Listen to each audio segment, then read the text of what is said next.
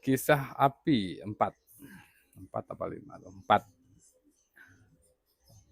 Lalu perjalanan guru dan rombongannya itu dilanjutkan sehingga sampai di daerah suku keempat. Sekarang murid keempat maju di tengah-tengah kerumunan orang yang lebih seneng tentang api itu dijadikan cerita. Ada yang percaya, ada yang nggak, dijadikan sejarah cerita aja di suku keempat. Sarana maupun nur maupun api pembuatannya itu dijadikan cerita aja gitu. Murid keempat dari si orang bijak itu maju ke tengah-tengah kerumunan orang. Cerita tentang pembuatan api adalah benar, dan aku tahu bagaimana itu dijalankan, katanya, kata si murid keempat tadi. Lalu kebingungan melanda di tengah-tengah suku keempat itu, yang memecah mereka menjadi beberapa kelompok.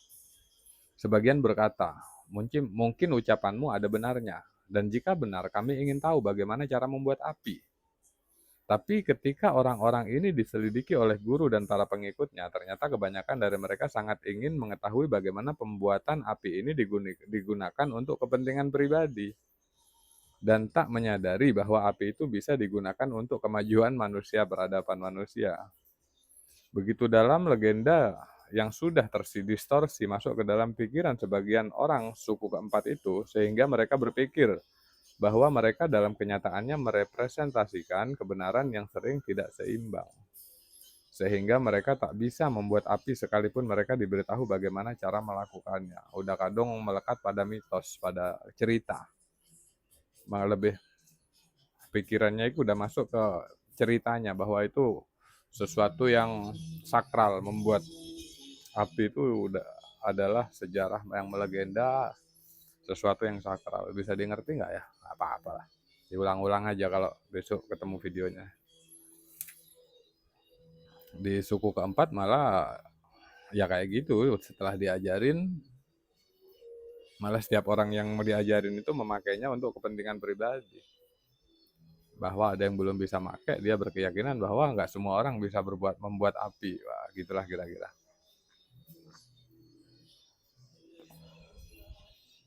Kelompok lain mengatakan bahwa tentu saja legenda-legenda itu tidak benar. Nah, ini bagian orang yang nggak mempercayai legenda itu, cerita-cerita itu. Orang ini hanya mencoba membodohi kita dengan tujuan mendapatkan tempat di sini. Dan kelompok lainnya berkata, kami lebih menyukai legenda tentang pembuatan api sebagaimana adanya, karena legenda adalah senjata pemersatu kami. Jika kami mempertahankannya dan kami menyadari bahwa interpretasi baru tidak diperlukan, lalu akan bagaimana masyarakat kami ini? Itu agak pusing kalau nggak pegang teks, agak pusing. Tapi bagus cerita ini. Dan masih banyak kelompok lain dengan pendapatnya masing-masing. Peristiwa demi peristiwa terjadi. Rombongan guru dan murid-muridnya terus melanjutkan perjalanan hingga sampai di daerah suku kelima, di mana pembuatan api merupakan suatu kejadian yang sudah biasa dan di mana kesibukan lain menghadapi mereka. Sedangkan di suku kelima, api ya udah api buat ngidupin rokok, masak air, masak nasi, menghangatkan badan, jadi apa. Di mana kesibukan lain menghadapi. Setelah mereka agak ada masalah dengan api, masalah yang lain juga datang seperti biasanya. Lalu sang guru berkata kepada murid-muridnya, kalian semua harus belajar bagaimana caranya memberi pelajaran, karena orang tidak ingin diajari. Pertama-tama, kalian harus mengajarkan orang bagaimana caranya belajar. Pusing. Dan sebelumnya, kalian harus memberi pelajaran kepada mereka bahwa masih terdapat sesuatu yang perlu dipelajari. Mereka membayangkan bahwa mereka siap belajar, tapi mereka ingin mempelajari apa yang mereka bayangkan untuk dipelajari, bukan apa yang harus mula-mula mereka pelajari.